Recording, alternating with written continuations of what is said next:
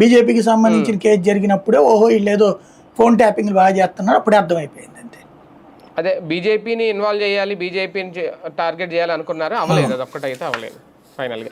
కానీ ఒకటి సార్, ఫైనల్గా అంటే జగన్మోహన్ రెడ్డి గారి మీద ఇప్పటికే పెడుతున్న చాలా కేసుల్లో ఇప్పుడు ఒక ఇది కేసీఆర్తో పాటు జగన్ కూడా ఇందులో లాగడం అనేది ఒక అడిషనల్ బోనస్ ఏముండదు.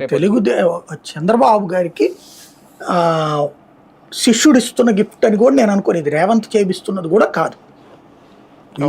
రాధాకృష్ణ గారి ట్విస్టింగ్ అది. ఇప్పుడు ఆయన కోసం ప్రాణం పెట్టేటటువంటి వాళ్ళు ఇప్పుడు ఇదివరకు రామోజీరావు గారు, ఇప్పుడు కిరణ్ గారు, ఇప్పుడు ఈయన రాధాకృష్ణ గారు చంద్రబాబు గారిని గురించి ఎగ్జాగరేటెడ్ స్టోరీలు చేయడం కానీ, జగన్ గురించి చాలా దుర్మార్గంగా చిత్రీకరించడం కానీ, అంటే అసలు బాబుకి వ్యతిరేకంగా ఎవరుంటే వాళ్ళందరూ దుర్మార్గులే.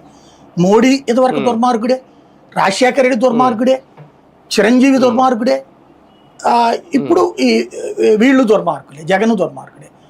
అదే బాబు గారితో కలవగానే వాళ్ళు సన్మార్గులు, పవన్ కళ్యాణ్ మంచోడు అయిపోతాడు, చిరంజీవి మంచోడు అయిపోతాడు, ఇవన్నీ కామన్ వాళ్ళకి.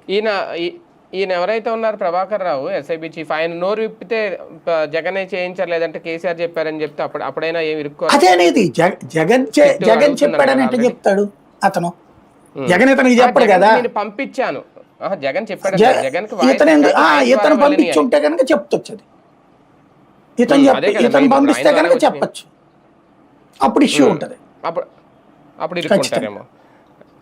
రైట్ చూద్దాం. మొత్తానికి ఇప్పుడు ఒక కొత్త